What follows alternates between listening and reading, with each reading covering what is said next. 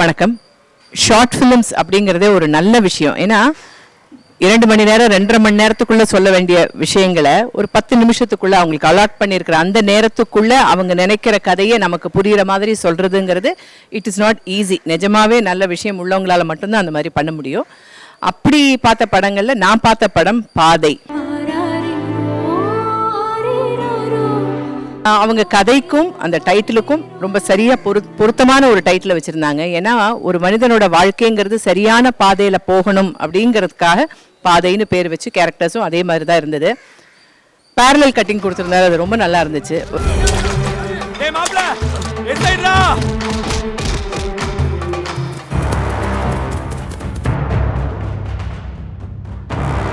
மதுரை மாதிரி ஒரு ஊர்ல ஒரு கிராமத்துல இருக்கிறவங்க ஒரு வயசுல இளம் ரத்தத்துல ஆவேசத்துல அடுத்தவனை வெட்டணும் குத்தணும் கொல்லணும்னு இருக்கிற ஒரு கூட்டம் ஒரு பக்கம்.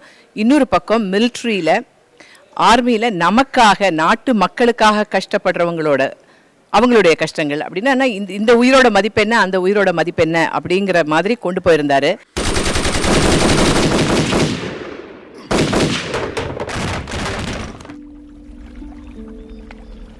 நல்ல விஷயத்துக்காக நாட்டுக்காக உயிரை விடுறது தியாகம். இந்த மாதிரி கொலை வெட்டு குத்துன்னு போனால் இப்படி தான் சாக வேண்டியிருக்கும், இந்த பகைமை உணர்ச்சி வேண்டாம் அப்படிங்கிற ஒரு நல்ல விஷயத்தையும் சொல்லியிருந்தாரு. இயக்குனர் விவேக் அவர்களுக்கு என்னுடைய வாழ்த்துக்கள். நல்லா பண்ணியிருந்தாரு. பட் எனக்கு ஒன்று சின்னதாக என்ன தோணுச்சுன்னா, கிளைமேக்ஸில் அவர் இறந்து கிடக்கும்போது அந்த அம்மா ஓடி வரும்போது சாங் போட்டிருந்தாரு. அது சாங் இல்லாமல் ஆர்ஆர்லேயோ இல்லை டயலாக்லேயோ இருந்திருந்தா இன்னும் கொஞ்சம் கூட ஒரு டெப்த் வந்திருக்குமோ, இன்னும் கொஞ்சம் கூட நம்மளால் ஃபீல் பண்ணியிருக்க முடியுமோ அப்படின்னு தோணுச்சு.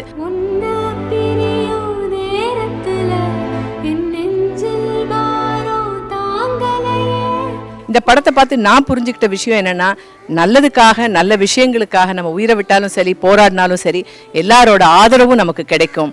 நல்லதுக்காக இருந்தாலும் கெட்டதுக்காக இருந்தாலும் உயிரை விட்டாலும் என்றைக்குமே உன் கூட இருக்க போகிறது உன் அம்மா மட்டும்தான் அப்படிங்கிற ஒரு விஷயத்தையும் சொல்லியிருந்தாரு.